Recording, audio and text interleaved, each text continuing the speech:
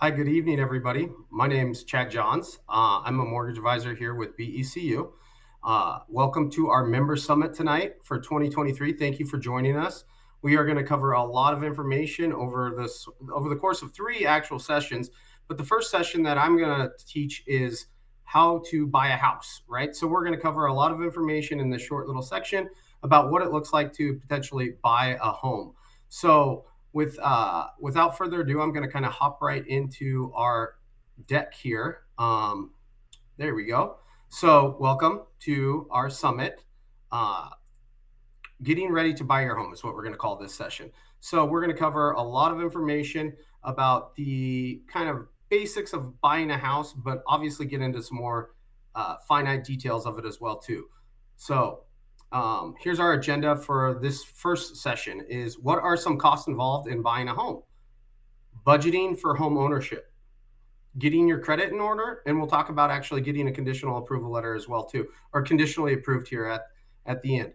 So we have a poll in it as well. So how many of us in the session know our FICO score? And I think we'll revert back to that at the end here. What are some of the one-time costs involved in buying a house? Well, first and foremost, you have your earnest money, you have your inspection cost, you'll have your down payment, and you also have your closing cost. First, we're going to talk about your earnest money. Your earnest money is money that the buyer places down on the home to show good faith. So, hey, Mr. Johns, I really like your house. I'd like to write up an offer, and I'm going to place some money down on this contract. So this is paid by you, the buyer, when the offer is made. It demonstrates that you're really interested in the home, right? Like, I really like this house. I want to buy it. If your offer is accepted, that is applied towards your purchase price. So that's money that you will go towards your closing costs or go towards your down payment or something like that. If your offer is rejected, that money then comes back to you. Okay. So usually you will put this down after the offer is signed around that you've agreed to buy X house and the seller's agreed to sell it to you. You'll then go down to a title company or escrow company or maybe a local attorney's office, and you'll write a check for the earnest money, or you can wire in those funds. Now, what happens if you go through and for some reason you decide that you don't want to buy this house anymore? Well, if it is written into the contract that you have an inspection period and the home didn't pass inspection and you got it done within your inspection period, then most likely you're going to get your earnest money back in that instance. Now, if you put your earnest money down and there's a house down the street that goes for sale, and for whatever reason you just decide you want that house as opposed to the house you were going to buy, you may lose your earnest money in that circumstance. So it's really important to understand not only what earnest money goes towards, what it does, but also how it affects the overall purchase of the home. Like, am I going to get this back? Am I still going to go with this purchase? Or if I back out of this purchase, is this money going to come back to me or is it going to go to the seller? We also have the inspection. So I like to compare an inspection to like a Carfax report. So an inspection is usually about $300 to $500, maybe a little bit more nowadays. But what it does is he or she is going to walk through the home that you're buying, the inspector, and they're going to spend a good 4 to 6 hours in that home going through everything with a fine-tooth comb. Okay, so they're going to check the roof, they're going to check the gutters. If it's got an attic, they're going to find any potential issues that maybe arise with that home. So I like to compare it to like a Carfax report. When you're buying a car, it tells you if that car has been in an accident, how long it's been serviced, so on and so forth. So an inspector, he or she does a good job of going through the home and actually finding any major or minor details that may prevent you from buying the home or you want to be aware of if you're going to purchase this home. So really it's a peace of mind type of thing. But if there's major issues with the house, you may not want to purchase the house. So let's say you put down your earnest money, you go get the home inspected, and there's black mold in the basement. You never saw the black mold when you walked through. Now, let's say you're within your contingency period for your inspection, and you decide you don't want to buy this house any longer because of that black mold. Most likely you'd get that earnest money back in that last slide we talked about. Inspectors are not required. Okay, an inspection is not required, but it's highly recommended that you get an inspection because it's going to give you that peace of mind. It's only needed for you and your eyes only. The lender does not need to see the inspection report. So let's see, forward arrow. There we go. So down payment. This is the money you're going to place down on the home that is going to give you your initial equity position in the home. So, hey, we're going to buy the house for X amount. We're going to put 3 to 5% down, depending, is usually what most first-time home buyers will put down. You can put down as much more than that if you'd like to, or as little as 3%. Some loan programs actually have a zero down, like if you're a VA and you're a Veteran Affairs loan, they have a zero down loan program. So this is what's going to establish your initial equity position in the house to get that loan. Another cost that you're going to want to consider is what we call closing costs. Now, closing costs are the costs in order to do the mortgage loan for all practical purposes. This vary kind of by lender and program of loan that you choose to go with. Average industry average, I would say, is between 2 to 3% of the loan amount. So if you can kind of prepare yourself to say, okay, we have 3% down, and we're going to budget for 2% closing cost. That way, you can kind of have an idea of how much you need to save in order to go buy the certain amount of house that you're looking at as far as what your purchase prices are. So this is required in addition to the down payment. Depending on the market in which you're buying in is what I want to say. A seller can contribute to your closing costs. So the market is kind of shifting as we're talking here tonight in the Member Summit, where we're seeing a lot more sellers contribute to buyers' closing costs, which is a good thing for us buyers because that limits our out-of-pocket expenses, right? Now we know our only out-of-pocket is going to be our down payment, maybe our earnest money, and if we choose to get the home inspected. So sellers can contribute to that, but it's always a good idea to have that saved up anyways, as you don't want to head into every single offer that you're looking to go make on a house and say, hey, but we need you to pay our closing costs. Oh, we need you to pay our closing costs. Because if you're competing with another couple or individual to buy that home and they have their closing costs set aside, then that seller is going to take that other offer. So good idea to have that set up in your budget as well. So let's talk about the monthly expenses of owning a home, okay? This is going to be kind of what's broken down on your mortgage statement or your bill every month. First, you're going to have your principal. That's the overall balance due on the loan, and you pay that monthly. Part of that goes to eliminate that principal balance of your loan. You'll also have interest that you pay monthly. The interest is going to be the portion that's paid to the lender for you securing that specific financing, okay? We have property taxes here that will be paid through your loan as well. So you will pay those property taxes so you don't have to worry about paying your property taxes yourself. We'll also pay what we call homeowners insurance. That's an insurance to protect the home in case there is any issues with the home, or the windstorm blew the roof off, or a tree fell on the house, for example. Seem to be some common ones here in the Pacific Northwest. The house was damaged. Oh, that's why we have insurance, so we can get the house rebuilt. So that will be included in your payment. If you put less than 20% down on most on a conventional mortgage loan or most loans, you will require what's also called PMI, and that abbreviation stands for Private Mortgage Insurance. This is an insurance that you pay as a borrower or buyer on a monthly level to protect the lender from you defaulting on the loan. Most loan programs, specifically, I'm going to say the conventional loan program, mortgage insurance will go away once you reach a 20% equity position in the home. There's certain loan programs, though, such as FHA loan, that it's required on for the lifetime of the loan. So it's important to understand what type of loan you're trying to get, and is it going to have private mortgage insurance or not. Most first-time home buyers aren't in a position to put down 20%, and so they're going to have what's called private mortgage insurance on a conventional or an FHA mortgage loan. Another thing to remember, may not be included in your monthly payment, but is your HOA dues, and this stands for homeowners association dues or condo dues a lot of times. So if you're going to buy a condominium or you're going to buy a home that's within an association, there's usually fees that you have to pay on an annual or monthly level to the association for upkeep of whatever that may be. That common space, to plow the road maybe in the winter, there's a park down there, or a pool. We need to, everybody kind of chips in to pay so they can use these things. So you got to be aware of what type of home you're looking at to understand if there is a homeowners association or not. because that can directly impact, how much you may be eligible to qualify for. So, hey, I really like this condo. I know I'm approved for X. I didn't think that the condo dues were $400 a month. Does that mean I can still qualify even though the condo dues are $400 a month? So you definitely want to talk to your mortgage advisor about that once you get closer, or starting to look at properties. A real estate agent's also going to know when he or she goes to show you the property if there's certain condo or homeowners association dues in that neighborhood or that condominium association. So always very important to budget for home ownership. You don't just all of a sudden say, hey, I think I'm going to go buy a home. We want you to set up a budget, okay? And not only for once you're getting into the home, but after you're in the home as well. It's always important to have a budget. So determine, get yourself a good idea of what you may be eligible for. Determine what your an estimated monthly payment maybe looks like, and then hold that against your budget. Hey, my rent now is, $1,700 a month, but my new mortgage loan is going to be $3,300 a month. Can I afford that difference, right? Am I comfortable with that difference?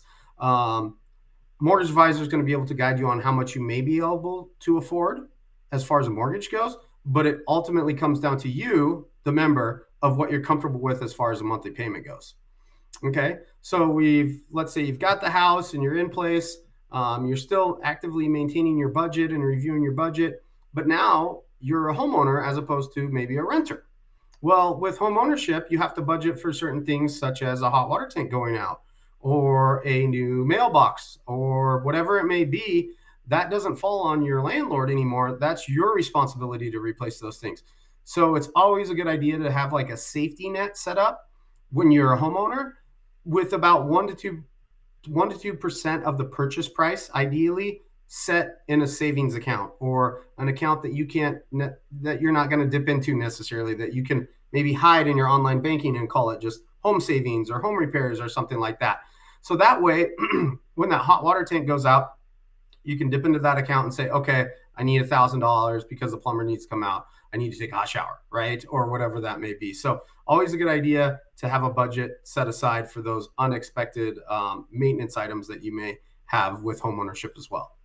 Always review your budget monthly. Your budget's always going to change depending on, you paid off a student loan. You got a new auto loan. You got a raise at work. You picked up a second job, right? These are all things that you're going to constantly be monitoring your budget. It says regularly. There's no real regular to one person might mean monthly, to other people it may mean annually. I'm really like to do it about every quarter, okay? Because as things are shifting, I paid off this loan or my bill up here is going up, then it allows you to properly budget for not only your home, but we want you to enjoy your life too. So, all those hobbies that you have outside of the home, being a homeowner and all those other things, so you can afford to keep up your certain lifestyle, if that makes sense. Now, getting your credit in order. This is one of the biggest things that we talk to people about a lot as mortgage advisors, as we need a decent credit score in order to qualify for a mortgage loan. So how do we go about getting our credit in order, right? And we've got some great resources here that we can talk about and share with you, but it's a really, really, really important factor in considering to buy a house. So when you want to go look at maybe getting your credit in order, we went back to the poll here. Ruth, do we have anything with the poll? Do we have any results or anything like that we're talking about? Or We have a few results come in. Hi, everybody. Hi, this is Ruth, you guys. She's my moderator. She is a head educator here at BECU, and I didn't know if we had the poll, or I can't see the results so I didn't know if we had any good stuff out there on this, because these are usually pretty fun. Yes. And normally everybody, and when you ask this question at the very beginning, if you would like to answer this question, do you know your FICO score? And I know that, Chad was talking about how important you're getting your credit in order, or we'll be talking about that in just a moment. So if you want to go ahead and put that in the, put that in the chat, go ahead and put in if you know your credit score. And it seems like a lot of people do, which is a really good thing. And of course, you can go on our website if you're a BECU member and see your credit score right there too on your online banking. But a lot of people do know their credit score, which is a good thing. Absolutely, when buying your first home. Good. Thank you, Ruth, for chiming in. She's going to come back later too, as well, guys. But she always helps me with these courses, and she's my right arm when it comes to doing these seminars. And we all do them a little if it's the summit or a webinar. So bear with me there, team. But do we know our FICO scores? And a lot of us answered that we have a good idea of where our FICO scores are. Well, let's talk about the people who maybe don't have a good understanding of what their credit report is or where it's at. So there's three primary credit bureaus that we will pull credit that produce a credit score for you: Experian, TransUnion, and Equifax. Each one gives you a score. That scoring model is called the FICO score, and that's going to determine based on low to high, 300 to 800, 300 being low, 800 being high, where how if you're qualified for a mortgage loan first and foremost, and then maybe that would impact directly your interest rate too of what you're going to secure with the financing of the home. Kind of jumping ahead on this part because I usually like to start here, which is annualcreditreport.com. Okay. Annualcreditreport.com is going to give us an idea of what's reporting on our credit before we go look at maybe see what our score is. So if we're just getting our feet wet in the home buying process or just getting an idea of what our credit report is or what's reporting on our credit, we would suggest you go here first. On this website, you can see exactly what's reporting on annualcreditreport.com. You can see exactly what's reporting on your credit report. So you can say, oh, that's my credit card. Okay, that's my auto loan. Okay, but I don't know about this other thing. What's this? Or I didn't know I had a medical collection from, 2022 on here. What's this all about? So it gives you an opportunity to maybe dispute any errors that may be incorrect or get the credit in order so you know what's actively reporting is accurate with what you're using your credit for. So kind of start there. Based off that, if we know that we have good reporting history, we've been paying our bills on time, that kind of stuff, then we can go out and look at the scores. So the scoring models are based off of those three bureaus: Experian, TransUnion, Equifax, like we talked about. Each is going to give us a score. Those scores are going to vary. Like I said, excellent's going to be that 750 to 850. Good, you're usually in that 600 to mid 700 range. Fair, lower sevens or mid sevens. Poor, 639 or 640 and below. Very poor is anything under 600. So as you fall down on that scale, it's harder to get yourself approved for a mortgage loan. Ideally, we want to see you up over that 750 excellent score so you can get the best interest rate pricing. If you need work on your credit, we are here to help, right? So we are a full service lender at BECU. We've got tons of options and classes and resources to help you build your credit up. I always tell people, if we can work on this and you can do X, Y, and Z, maybe in 6 to 12 months or whenever your time frame is, then we go look at buying a house.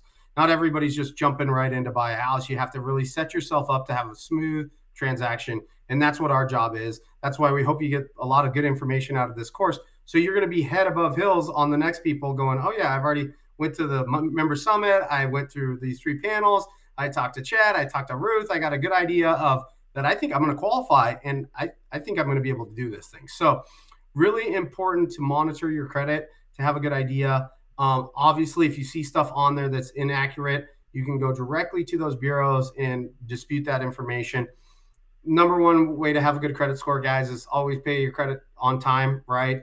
Try to keep your credit card balances below 20% of the utilization, which is the max on it. Ideally, we'd like to see you pay off your credit card debt every month, use the credit card, pay it back off.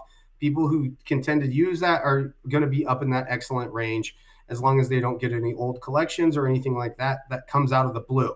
A lot of times you won't realize that you have a collection until it gets served to you in your mailbox.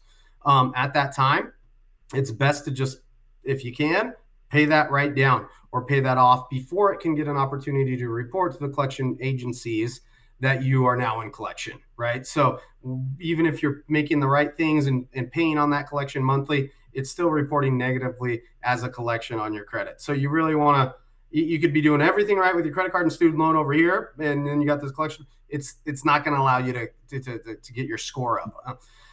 Now, the credit bureaus are a black box, so they don't tell us exactly how to walk around with an 850 credit score. So we utilize our resources, our expertise, the resources we have within the credit union to help you, all of our members, get that higher credit score, right? So what I'm giving is just kind of generic examples of situations that I've personally been through, and I've seen my members been through as well. So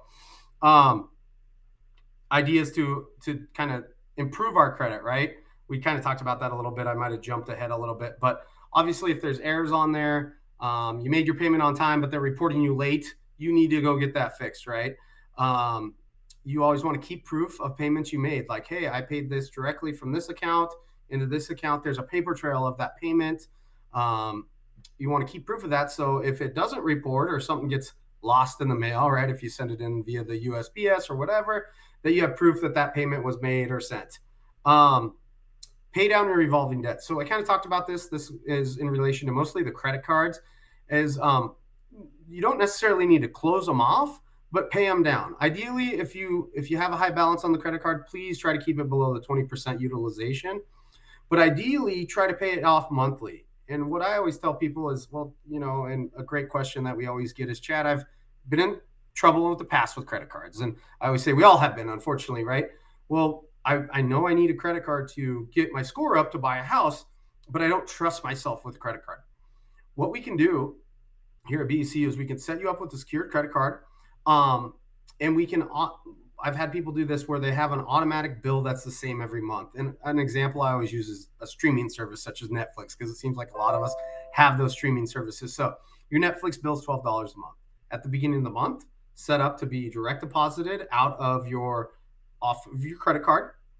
And then at the end of the month, before interest is due on your Netflix subscription, direct deposit or set up a $12 payment. So your credit card is literally like sitting there in the back of your wallet or in your safe or somewhere where you don't have access to it to make a splurge purchase, and it's still building your credit for you on the same time. So because if you kind of just let it sit there or you close it, that can damper your credit if you're not actively using it. So you got to kind of keep using it every once in a while, but you don't need to use a lot of it. You just got to use a little bit. And always, guys, make your payments on time. That's for your student loans, your auto loans, whatever type of loan you have out there, credit card debt or loan, however you want to consider that. You always, always, always want to make your payment on time. One late auto loan can really drop your credit score enough to maybe where you were qualified, but then you had a late payment and now your credit score dropped a bunch and you no longer qualify for that mortgage loan. So really, really important to make your payments on a timely manner, really create a good budget so you have a good understanding of, maybe what you're comfortable with spending on the credit card and how you're going to be able to get that balance back down to zero prior to you getting charged interest on that thing. So whatever that purchase was. Next, we're going to talk about getting actually approved for a loan, a conditional approval. People often refer to this as a pre-approval. What would I need, Chad, in order to get pre-approved from BECU? Well, right here we have a nice checklist for you guys. I'm going to read over it and kind of go into a little bit more detail about what each item means. So we're going to want to know where you've lived for the last 2 years. That's not a PO box. That's where you've rented or living rent-free or you own your house now, wherever you've lived for the last 2 years. So, hey, Chad, I've lived here for the last 2 years. So an address history going back that far. Like I said, physical address, not a post office box. We need social security number for you and for any other individuals that may be going on the mortgage loan with you. We need a 2-year history of your employment. Okay. And so what that means is, hey, I've been at this job for 1 year and then I got a pay raise to switch companies, or, hey, I've been at this job for over 2 years. Here's my last 2 years job history. Great. So really what the lender will want to see is 2 years job history, preferably at the same job, same type of pay. So what I mean by that is like, hey, Chad, I've been a painter for 2 years, but I worked for Sherman-Williams and then I started my own painting company. Well, that's great. You've been painting for a long time, but you've completely changed the way you've paid yourself. You went from a salaried or hourly employee or W-2 to now self-employed. So your 2-year cycle is now going to restart itself because they want to see a 2-year history of you collecting kind of the same income or increase, or, maybe hopefully not a decrease, but, steady income is what we're looking for there. And we look back at least 2 years. Income information. So that's going to be kind of back to your employment. That doesn't necessarily have to be employment though. That could be, hey, I collect Social Security and that's my income, or I'm on a pension and this is my source of income, or Chad, I have child support that I collect. Can that be counted as income, right? And certain things can be, as long as you have a history of showing that and it's expected to continue, right? So Those are kind of the things we'd look at there. The screen's really small, so I'm going to try to read this one here without squinting and looking too bad. But liabilities. So your liabilities are any outstanding debt obligations that you have. Most of the time, these are going to be pulled off your credit report. So, hey, you pulled my credit. I can see you have a BECU credit card. I can see you have a BECU auto loan, and that's all I see on here. Yeah, that's correct. That's all I have. Okay, great. So a lot of that stuff will report off the credit report, but we want to know what your monthly obligations are. We don't necessarily have to count rent against you if you're currently renting, because we know that you're not going to rent anymore once you're a homeowner, right? So that's going to go away. But certain things we may count against you, like, hey, Chad, I live in Seattle, but I'm buying a home in Spokane. Okay, well, you still need to rent while you're in Seattle. So in that circumstance, you may have to count that rent against that individual who's buying a house in Spokane, right? Depending on if they can telecommute or whatever they call it now, work remotely, that kind of stuff. So things to consider: how are you going to live here but work over here? So those are just things that you want to think about when you're going to apply for a loan, and where you're looking to purchase your home too as well. Liquid assets. Hey, do you have any money saved up for your down payment, your closing cost? This money can come from you directly, from your checking, savings, retirement, 401k if you're able to tap into that. This can be gift funds from a family member. So family members are eligible to give you gifts to help you in the form of funds to help you for your down payment. We also have an awesome first-time homebuyer grant here at BECU that you may be eligible to qualify for, that we can help you cover some of your down payment, if not all of it as well. Additional income. So this is like, hey, Chad, I've actually done this little side hustle. Like, I work Monday through Friday, but then on the weekends, I bartend at I work at the concert series, or I volunteer, I work for the ski lift, or I work at the ski mountain in the winter times, just because I love it and it gives me a little bit of extra income. I'm up there anyways. Hey, great. Have you done it for over 2 years? Do you have a history of doing it? Do you plan on doing it in the future? Okay, perfect. That's some additional side monies that we may be able to count for you to get your approval up if you're looking to qualify maybe for a little bit more money. This also covers the fixed income. So annuities, child support, pensions, disability, those types of other types of income that maybe we're not counting with just your job per se, or your main source or your business that you own. Real estate owned. Do you currently own any real estate right now? If so, are there mortgages on it? Is there homeowners association dues associated with that property you own? Anything that's associated with that property, we're going to want to see the documentation for it or the paperwork for it. So, hey, yeah, I actually have a condominium. It's a rental property. It has HOA dues, and here's my last 2 years of tax returns showing how much I've made or lost potentially on this rental property. So those are the kind of items you want to have set up before you ever go talk to a mortgage advisor. Hey, I think I have all these items. I think I know where I roughly fall is what I'd qualify for. The next step would actually be out and setting up an appointment or talking to a mortgage advisor to get yourself a pre-approval letter. So I think I've saved enough time, Ruth. I hope I didn't go too fast, because usually the best part of your guys' questions. It was kind of a shorter slide deck than what I'm used to, so I might have went a little faster through it than I usually do. But I'm going to bring in the great moderator, Ruth Kaneko, my right arm, like I said, to help kind of answer some questions. I saw some stuff popping in and stuff like that, but I can't really do that while I'm trying to monitor the slides. So, Ruth, what do we have as far as questions this evening? Yes, we got some really great questions coming in. One person was asking, and it kind of flowed right into what you're talking about with the approval Okay. process. What do I need to get approved for a mortgage? What are some specifics besides what you just presented? So that's a great question. So you're going to want to get, first and foremost, first you want to put an application in on the system, and how we can do that for you here at BECU. There are a bunch of different ways. We can talk to you over the phone. We can meet you at one of our office locations, or you can go online and submit an application that way. Once the application is in the system, then we'll have a better understanding of what you're doing as far as qualifying. So I don't want to say, hey, Ruth, I need your tax returns, I need your W-2s, I need all your bank statements, I need this, that, because I don't want to hit you with a bunch of information that maybe we don't need. So first and foremost, submit an application, talk to the mortgage advisor, or work through it based off what we see on that application. So, hey, you've been employed, you've worked for T-Mobile Park for the last 4 years. okay, I know that's where your income's going to come from. I'd like to see your last 1 month pay stubs and your last 2 years W-2s based off that. Or, hey, you put in here that you own a lawn mowing business, right? And that's your source of income. Based off that, I'd ask you to please send over your business tax return so I can figure out exactly how much income we have to work with. So that's kind of the income portion of it, right? So that hopefully answers the question about documentation.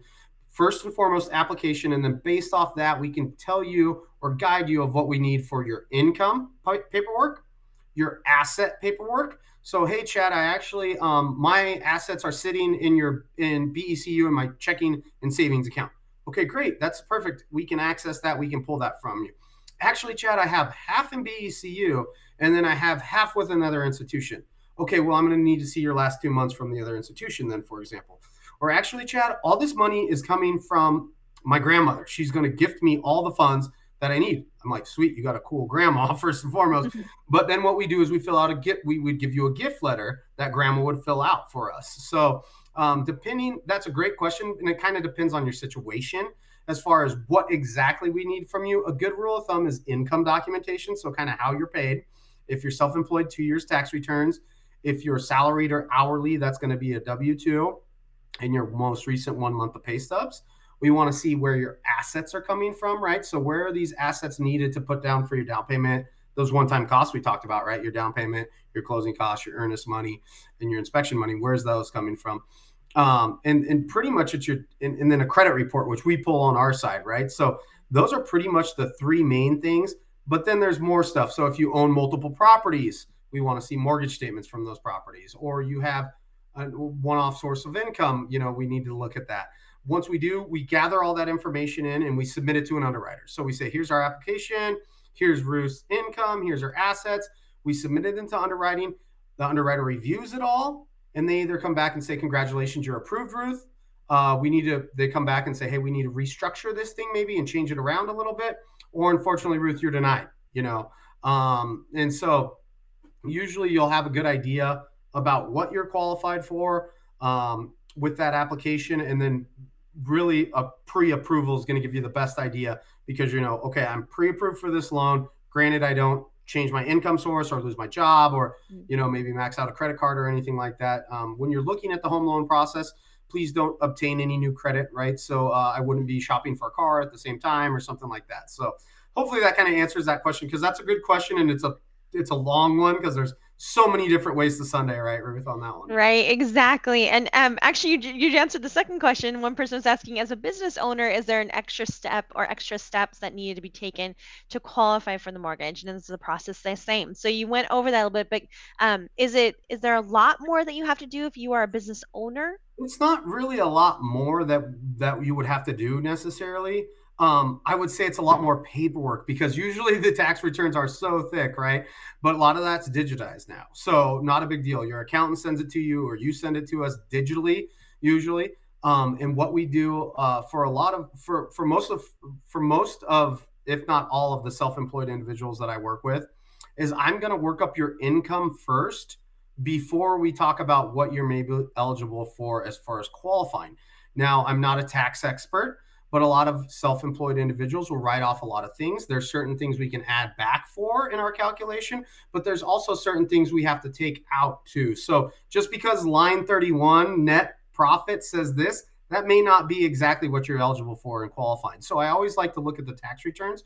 It's not more paperwork really. It's just thicker. I mean, it is more paperwork, but it's instead of seeing your W-2 and your pay stubs, just send me your last 2 years tax returns.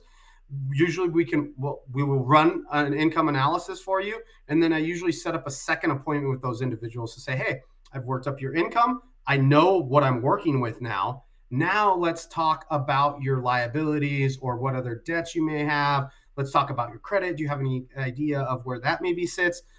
Because if we don't want to get the cart before the horse, like, hey, yeah, I'm self-employed, I make a lot of money.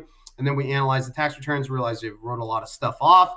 And unfortunately, now they don't qualify. So we always like to work with that. So I wouldn't say it's more of a headache. It's more paperwork in the amount, but really a lot of that stuff's just done digitally now. I just have them. Hey, do you have an accountant? Yes, I do. Can you give me permission to send those to you and then you send them to me? Or here's my email, have your accountant send them directly to me. That's Something like great. that. Yeah. Wonderful. Thank you. Yeah. Another question came in is I would like to use the equity in my home for home Okay. improvements and Okay. other financial needs, but I have student loans. Are there options for a traditional HELOC with an FHA? That's a great question, Ruth. I would think with an FHA loan, you can get a HELOC on your. I would think you can get a HELOC. Student loans. I'm sorry, guys. I just stick in that mortgage field, so I am the mortgage guy. HELOC, yes, it's related to your house, but it's more of a consumer loan product. To be 100% honest with you, um, I believe you could get a HELOC as long as you qualified for the HELOC. You know, as long as you had decent credit and could show that you could pay the HELOC back. The student loan thing, I believe they're still in the forbearance period right now. I don't know what they look like on for qualifying you on student loans for a HELOC, but on a mortgage loan, we'd look at a balance. So you have a $10,000 balance. We would count 1% of that against you, even though we know you don't have to make a payment at this time. But HELOC, I don't know, but you should be able to pull a second line on an FHA loan. Yeah. Definitely a great question too to talk to somebody at BECU as Yeah. well, like a member consultant about that for sure. Yeah. A member Well, consultant would definitely help at your local branch. You could mhm. walk in and they would definitely know those kind of questions. Absolutely. Hmm. Another question, thank you. And another question is, does the amount of your credit limit make a difference in improving credit score? And is higher better or is lower better? Okay, and that's a really great question because people always tell me, Chad, I got a credit card for $20,000, and I'm like, what? What? That's crazy. I do not know if because you have more access to credit, if that maybe increases your score. It obviously means you're probably good with what you have been using because they've increased your credit limit, right? I know a lot of times, me personally, personal story, right? I'm in college, I get a $500 credit card, and a trip comes up to Whistler, and I really want to go on the ski trip to Whistler. I call BEC. Can you raise this to $1,000? Yeah, we'll raise it, right? So they raise it up. I can go do my trip. I pay off my credit card. Next year comes around. I'm like, oh man, okay, can I get it raised to two? Then they started just raising it instantly. And I told them once I hit a certain amount that I was comfortable, I was like, I do not need you to raise this credit card up anymore, just because I didn't want to get myself in trouble at that time. But I don't know if that directly impacts your credit rating because you're qualified for more. That's a good question, Ruth. Do you know if they give you more? I mean, I think Yeah, it's more about how you use it, right? So $20,000 may be a lot to me, and it may not be a lot to somebody else, right? And somebody who uses their credit card doesn't have a problem maybe paying off $20,000 a month on their credit card debt. Where other people may be like, I just need $100. I'm just going to put a tank of gas because it's so darn expensive on my 100 on this, and that's going to be all I'm going to use my credit card for. I'm going to pay it back down. So but the limit, I don't know if that makes a direct impact on your credit score necessarily. definitely the utilization ratio for sure. Like if you're Mhm. using a good rule of thumb is if you're using 20% of your available credit or less, that's the best way to go, right? So Yeah. so you're not maxing your cards out. Definitely. Really good question. Thank you. Mhm. Another question is one person was asking when we talked about FICO scores or scores earlier, one person said they didn't know their FICO score, but just their credit score. Are they the same? Probably yes. Yeah, they're Yes. going to be. That's going to be the same. So your credit score, the scoring model, we call it a FICO. Okay, so when we talk about your credit score or your FICO score or a conditional approval or a pre-approval, we're using those terms interchangeably. So it's the same term. Yeah. So good question, but yeah, your FICO and your credit score are going to give you the same thing. Nice. And how long before purchasing should I get a pre-approval for a loan? Oh, that's a great question. So, um, it's it's usually 90 days, okay? And that's how long your credit report's good for. So, if you know within the next 3 months that you're actively wanting to go get approved or go buy a house, that's when you'd want to go turn over that application. Now, a couple things happen at the end of the 90 days because your credit report, let's say you didn't find a house, your credit report's now expired, so your loan application is no longer valid. So, what we do at that point is, we'd have clear communication with you. Hey, did you want to keep this qualification going? Do we have authorization to pull a new credit report on you? Or did you want to just maybe sit on the back burner and then, maybe in the fall or when you get your raise or whatever. So it's really up to that individual or individuals on how they'd like to do that. But 90 days is that answer for you. Perfect. So one last question, because we have about a minute left. What are the advantages of using BECU as a mortgage lender rather than an independent mortgage lender? Great question. We have excellent interest rates here at BECU is probably going to be my number one answer. I don't have a lot of time, but I could talk to you about this forever. We also do not charge any fees to originate our mortgage loans unless that's a construction loan. Okay. So we are a no fee lender, and you can shop our interest rates with other lenders who may or may not charge you fees. So just because you think you're getting a better interest rate doesn't mean they may not be charging you $5,000 in fees, where if I use $5,000 to buy down your interest rate, I could probably get you a much better interest rate. So I do encourage the clients to shop around and to get educated on what the loans and the loan estimates look like. An educated consumer is going to make the best financial decision. So thank you guys for spending a little bit of time with us this evening and getting some free education. We really appreciate you guys. But I think our time's up. Our producers wrapping us out of here. But hopefully we'll see you around in session 3. I'll be back for that part as well. So Wonderful. Thank you, everybody. awesome. Thank you, Ruth. We'll see you Thank guys you. soon. Yep.